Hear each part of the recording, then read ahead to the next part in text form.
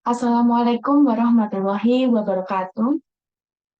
Perkenalkan, nama saya Kancia Alifia Fatihah dengan NIM 23091417165 dari Prodi D4 Teknik Sipil kelas 2023A.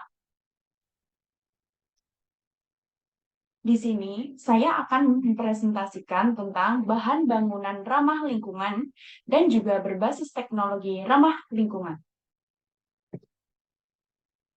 Poin yang pertama adalah abstrak, yang kedua hasil dan pembahasan yang berisi satu material atau bahan bangunan ramah lingkungan, yang kedua teknologi IPS, bahan bangunan ramah lingkungan, tiga konstruksi eco-green. Yang ketiga yaitu ada penutup, kesimpulan, yang keempat yaitu daftar pustaka atau referensi. Yang pertama yaitu abstrak.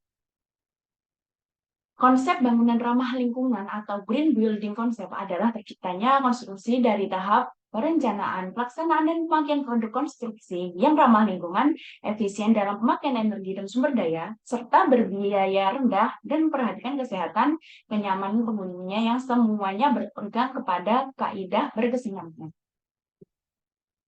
Yang pertama yaitu saya akan menjelaskan tentang material dan bahan bangunan ramah lingkungan.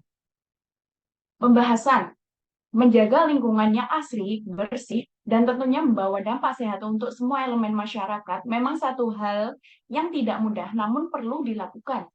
Begitu banyak cara dan berbagai inovasi non-kreatif yang manusia lakukan, tapi itu semua memang butuh waktu yang konsisten dan biaya yang tidak sedikit. Bukan hanya menjaga lingkungan dan merawatnya. Kemajuan teknologi akibat dari kemajuan cara berpikir manusia terus berkembang sehingga menghasilkan pemikiran yang mampu menjadikan suatu konsep yang menguntungkan bagi semua manusia maupun lingkungan.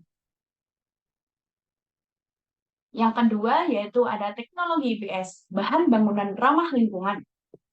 Pembahasan Expanded Polystyrene System juga dikenal sebagai IPS. Lapisan IPS pada panel sama sekali tidak memberi kekuatan yang berarti setelah di panel terpasang. Lapisan IPS ini pada saat pemasangan semata berfungsi sebagai formwork atau backcasting atau cetakan untuk membentuk dua lapis beton bertulang yang berprofil lekukan, di mana tepat pada setiap tengah profil lekukan terdapat kawat baja mutu tinggi atau U50 yang secara efektif menjadikan dinding panel sebagai elemen struktural yang kokoh. Berbeda dengan backcasting pada lazimnya, lapisan IPS ini adalah backcasting permanen, terkubur selamanya dalam lapisan beton dan tidak usah dibongkar lagi setelah pemasangan panel. Setelah panel terpasang, backcasting IPS ini berubah fungsinya menjadi insulasi panas dan suara yang unggul IPS dengan mutu khusus bahan bangunan atau construction grade yang tahan perambatan api atau very retardant dan juga dengan densitas yang memadai. Next. Yang ketiga yaitu ada konstruksi hijau atau green construction. Sistem pembangunan yang ramah lingkungan. Pembahasan. Saat ini konstruksi hijau atau green construction. Pembahasan. Saat ini konstruksi hijau atau green construction lagi menjadi terobosan penting dan sudah banyak dalam penerapannya. Pada dasarnya konstruksi bangunan yang baik adalah konstruksi yang menerapkan konsep pembangunan berkelanjutan. Dalam hal ini, bangunan ramah lingkungan, konstruksi berkelanjutan merupakan prinsip dan pembangunan yang terciptanya konstruksi bangunan mulai dari tahap pemanfaat perencanaan, bahan baku, hingga infrastruktur, pelaksanaan dan pemakaian produk material konstruksi bangunan yang ramah lingkungan, serta pengolahan limbah. Next, di sini ada kesimpulan.